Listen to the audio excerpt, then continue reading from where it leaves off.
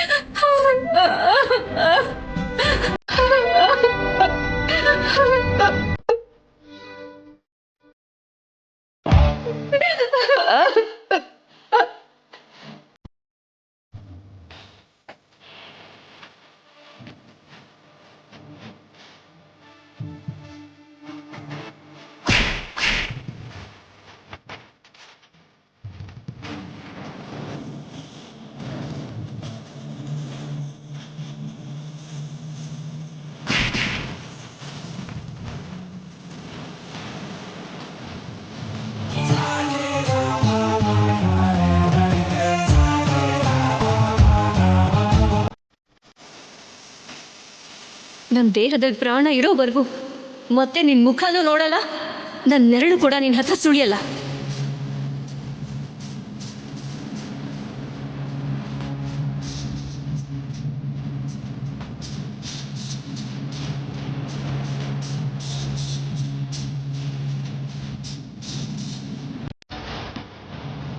ಈ ದಿನ ನಮ್ಮ ಮದುವೆಗೆ ಮುಹೂರ್ತ ಫಿಕ್ಸ್ ಮಾಡಬೇಕು ಅಂತ ಅಪ್ಪ ಅಮ್ಮ ನಿಮ್ಮ ಮನೆಗೆ ಹೋಗಿದ್ದಾರೆ.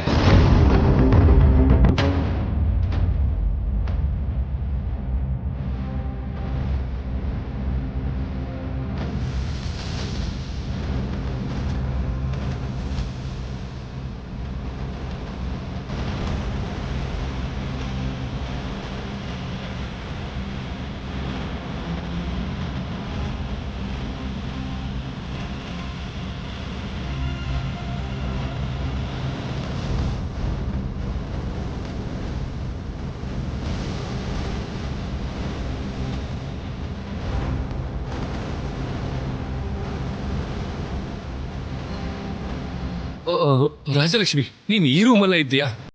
ನೀನ್ ಫೋನ್ ಮಾಡ್ತಿದ್ದ ಹಾಗೆ ನನ್ನಿಂದ ನೀನ್ ಕಾಪಾಡ್ಬೇಕು ಅಂತ ಪ್ರಶಾಂತ್ ಬಂದು ನೀನು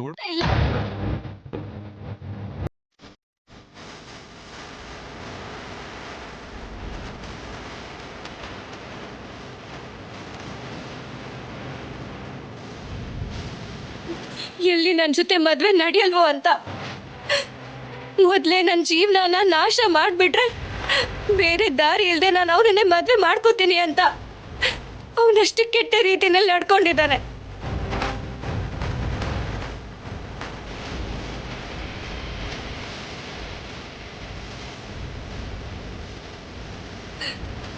ನನ್ನ ಮಾತನ್ನ ನಂಬಿ ಅಪ್ಪ. ಶೌರ್ಯ ಸರ್ ತುಂಬಾ ಒಳ್ಳೆಯವರು. ಅವ್ರನ್ನ ನಾನು ಕೂಡ ಅಪಾರ್ಥ ಮಾಡ್ಕೊಂಡೆ. ಅವತ್ತು ಅವ್ರು ನನ್ನ ಕಾಪಾಡದೆ ಹೋಗಿದ್ದಿದ್ರೆ ಈ ಪ್ರಶಾಂತಿಂದ ಅವಮಾನನ ಸಹಿಸ್ಕೊಳಕ್ಕಾಗದೆ ನನ್ನ ಪ್ರಾಣ ಕಳ್ಕೊಳ್ತಿದ್ದೆ.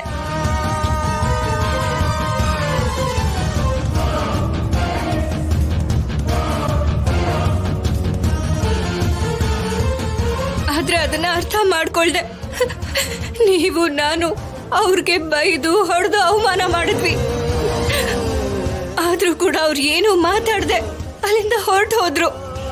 ಅದು ನನಗೋಸ್ಕರ, ನನ್ನ ಬಗ್ಗೆ 4 ಜನ ಕೆಟ್ಟದಾಗಿ ಮಾತಾಡಬಾರ್ದು ಅಂತ.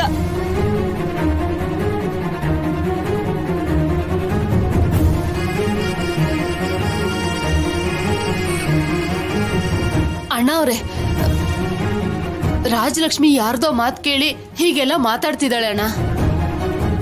ನನ್ ಮಗ ಅಂತವನಲ್ಲ ಅಣ್ಣ. ಹೆಣ್ಮಕ್ಳು ಅಂದ್ರೆ ಅವನ್ಗೆ ತುಂಬಾ ಗೌರವ. ಅಂತವನು ರಾಜಲಕ್ಷ್ಮಿ ಜೀವನ ಹಾಳು ಮಾಡ್ಬೇಕು ಅಂತ ಹೇಗ್ ಅನ್ಕೊಳ್ತಾನೆ? ನನ್ನ ಮಗಳು ಯಾವತ್ತೂ ಸುಳ್ಳು ಹೇಳೋದಿಲ್ಲ.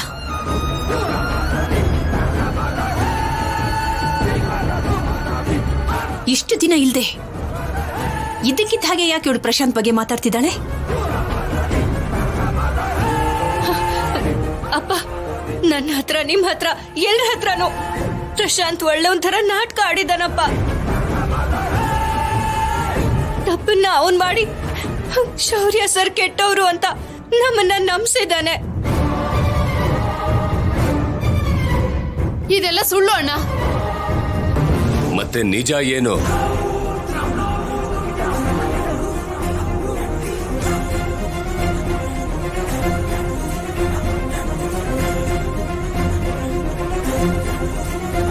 ತಪ್ಪು ಮಾಡ್ದೇನೆ ನಿಮ್ ಮಗನನ್ನ ಆರೋಪಿ ಅಂತ ಹೇಳೋ ಅಗತ್ಯ ನನ್ನ ಮಗಳಿಗೇನಿದೆ?